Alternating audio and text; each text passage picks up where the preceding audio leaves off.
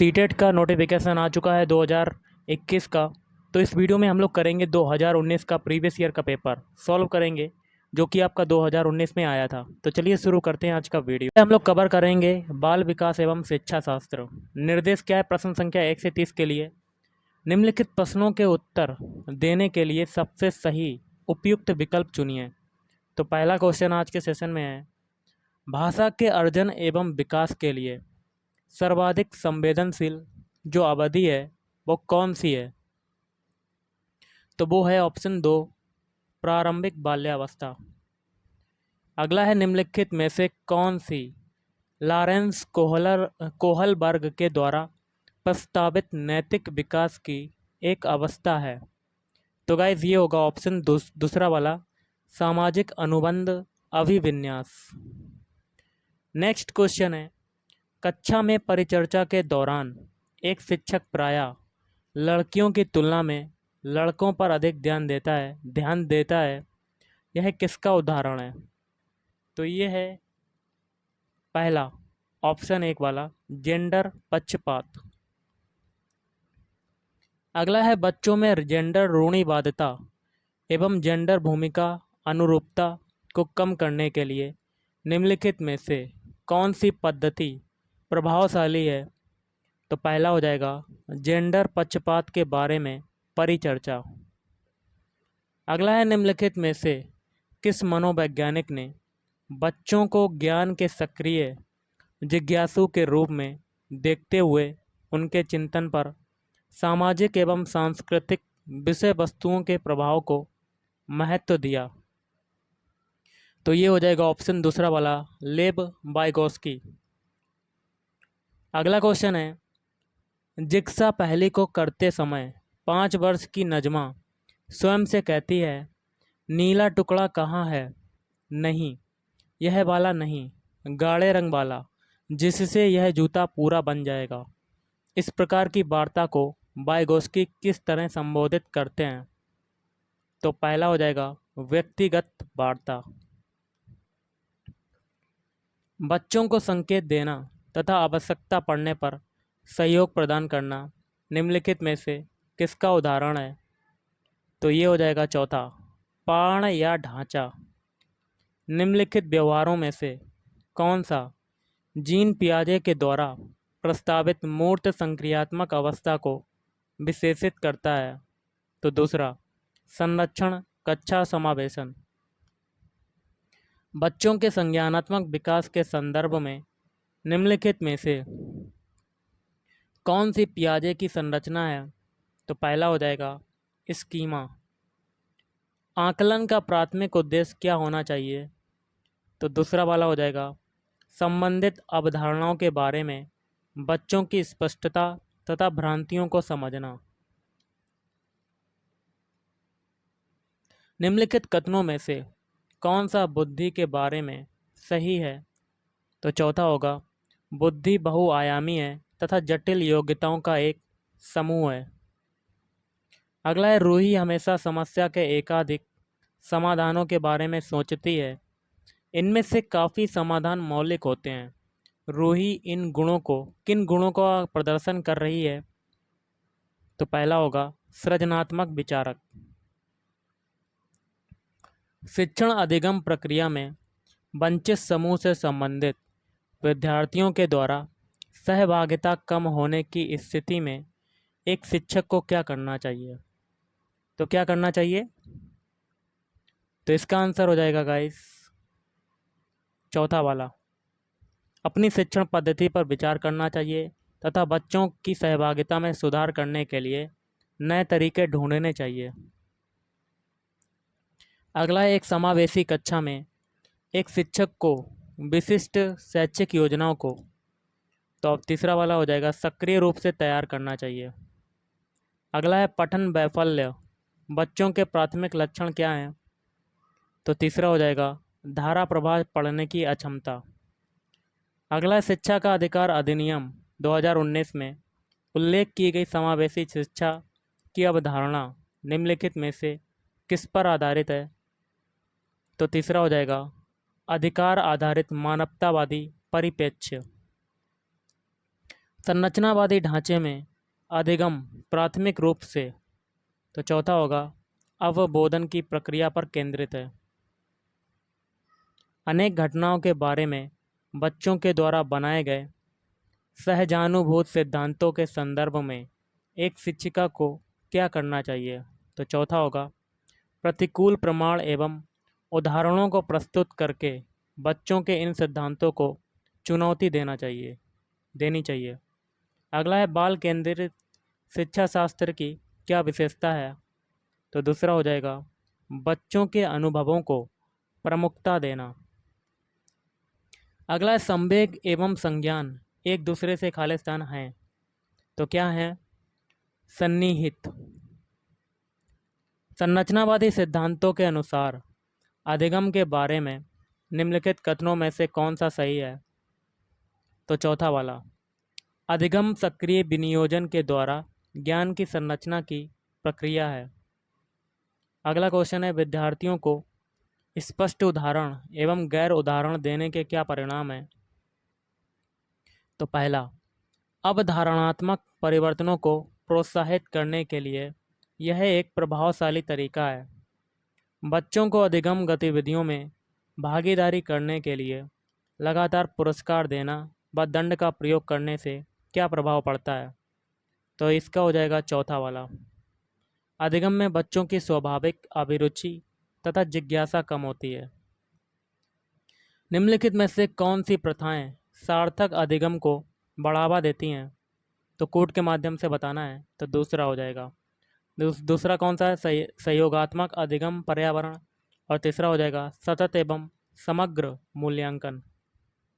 शिक्षक बच्चों की जटिल अवधारणाओं की समझ को किस प्रकार सहज कर सकते हैं, तो चौथा वाला हो जाएगा अन्वेषण एवं परिचर्चा के लिए अवसर उपलब्ध करके।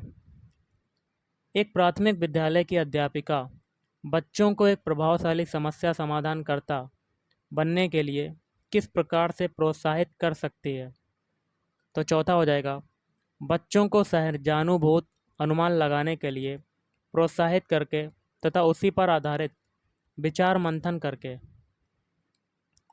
निम्नलिखित अवधि में से किसमें शारीरिक वृद्धि एवं विकास तीव्र गति से घटित होता है, तो पहला हो जाएगा शैशवावस्था एवं प्रारंभिक बाल्यावस्था। अगला है निम्नलिखित में से कौन सा विकास का सिद्धांत नहीं है, तो चौथा वाला विकास सार्वभौमिक है तथा सांस्कृतिक संदर्भ इसे प्रभावित नहीं करते, ये गलत हो जाएगा। बाकी के तीन हैं विकास जीवन पर्यंत होता है, विकास परिवर्त्य होता है, विकास आनुवंशिकता एवं पर्यावरण दोनों के द्वारा प्रभावित होता है। अगला है वैयक्तिक विभिन्नताओं का प्राथमिक कारण क्या है, तो चौथा हो जाएगा आनुवंशिकता एवं पर्यावरण के बीच जटिल पारस्परिक क्रिया। निम्नलिखित में से कौन सा द्वितीयक सामाजिकरण एजेंसी का उदाहरण है, तो तीसरा हो जाएगा विद्यालय एवं मीडिया। न्यूमेरिकल वाला पोर्शन है वो अगले वीडियो में करवाऊंगा, और जिसमें थ्योरेटिकल जो जितना भी पोर्शन है मैं इस वीडियो में करवा रहा हूँ। अब पर्यावरण के क्वेश्चन करेंगे, जिसमें पहला क्वेश्चन है कक्षा 2 के छात्रों को 44 लिखने के लिए कहा गया, तो कुछ ने 404 लिखा, अध्यापक के रूप में आप इसको कैसे संबोधित करेंगे, तो इसका होगा ऑप्शन दूसरा वाला उन्हें मूर्त पदार्थ से विनिमय नियम समझाएंगे। गणित के प्राथमिक पाठ्यक्रम में प्रतिचित्रण का परिचय देने का मुख्य प्रयोजन है, तो पहला हो जाएगा पहला और तीसरा। पहला क्या है, त्रिविम विचार क्षमता को प्रोत्साहन देना, और तीसरा है विषम को सरल और रुचिकर बनाना।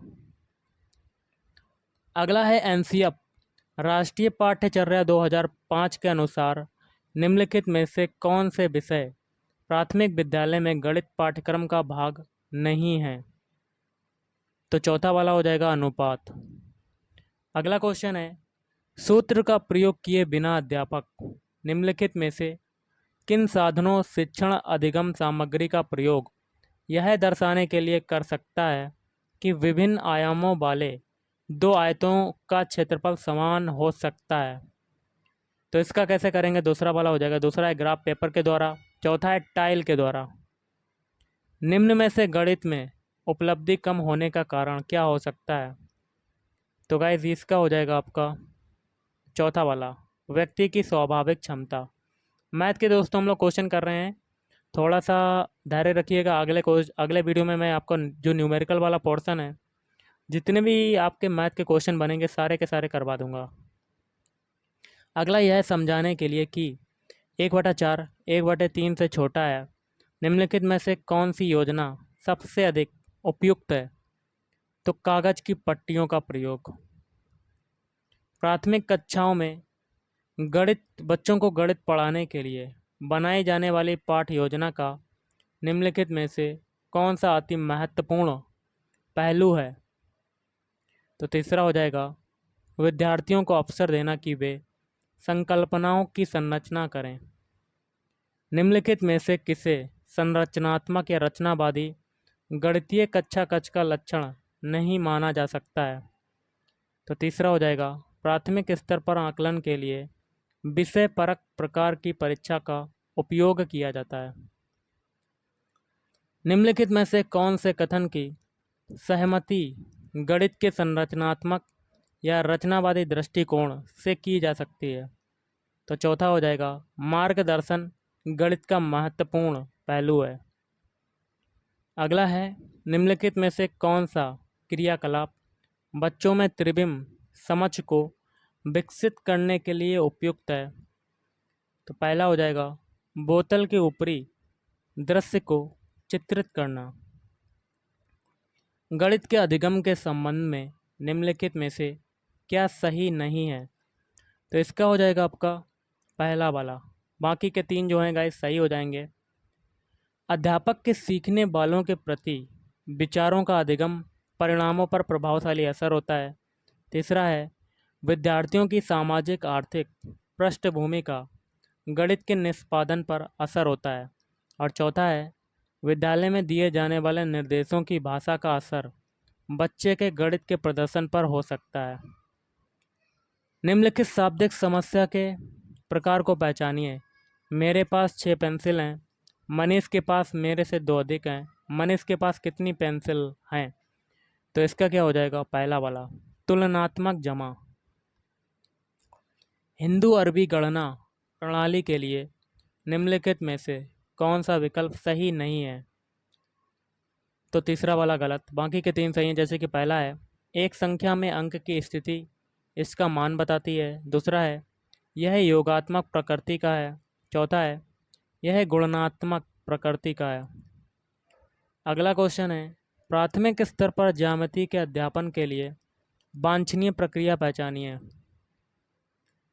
तो इसका हो जाएगा आपका तीसरा वाला बच्चों को प्रचुर अवसर दिए जाने चाहिए कि वे दिक् स्थान की अंतर्दर्शी समझ को विकसित कर सकें। निम्नलिखित में से क्या गणितीय तर्कणा का सूचक है? तो दूसरा हो जाएगा गणितीय प्रक्रिया की तर्क संगतता देने की क्षमता। नेक्स्ट क्वेश्चन है निम्नलिखित में से कौन अंतर्राष्ट्रीय ख्याति प्राप्त वेट लिफ्टर है? तो ये हो जाएगा ऑप्शन चौथा वाला कर्णम मल्लेश्वरी। नेक्स्ट है नीचे दिया गया कौन सा एक समूह जड़ों का है? तो चौथा वाला हो जाएगा गाजर, चुकंदर और मूली। रेगिस्तानी ओक एक पेड़ है जो पाया जाता है। तो दूसरा हो जाएगा ऑस्ट्रेलिया में। नेक्स्ट है निपेंथिस वह पौधा जो शिकार करता है के विषय में नीचे दिए गए कथनों पर विचार कीजिए और कोड के माध्यम से बताना है कि कौन सा कथन जो है बिल्कुल सही है। तो पहला वाला हो जाएगा ए और बी। ए क्या कहता है यह पौधा ऑस्ट्रेलिया, इंडोनेशिया और भारत में मेघालय में पाया जाता है। और बी है इसका आकार घड़े जैसा होता है और इसका मुंह एक पत्ती से ढका होता है। भारत की आज़ादी से पहले महात्मा गांधी ने जिस दांडी के समुद्र तट पर अपनी प्रसिद्ध यात्रा की थी वह भारत के नीचे दिए गए किस राज्य में स्थित है? तो चौथा हो जाएगा गुजरात।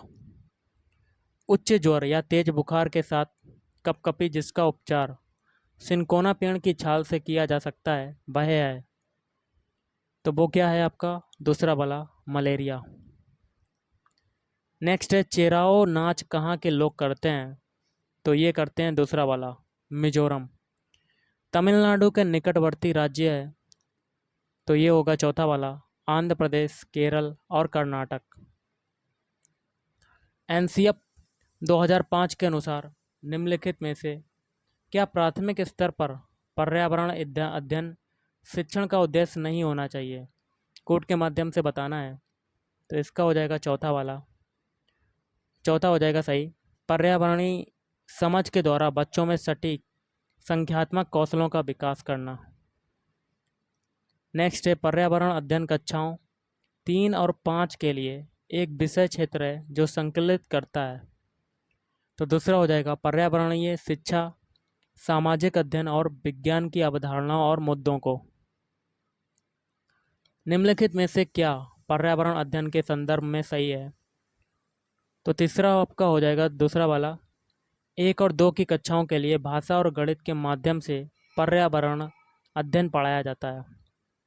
बच्चों को पर्यावरण अध्ययन को सीखने के लिए खोजने के द्वारा पर्याप्त समय दिया जाता है, यह इंगित करता है कि, तो तीसरा हो जाएगा पर्यावरण अध्ययन बाल केंद्रित है।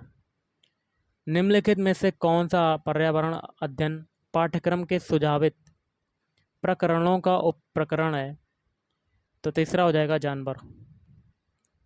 निम्नलिखित में से क्या पर्यावरण अध्ययन के शिक्षक के लिए वांछनीय गतिविधि है, तो पहला हो जाएगा विभिन्न कक्षाओं के बहुसांस्कृतिक क्षेत्रों को संबोधित करना।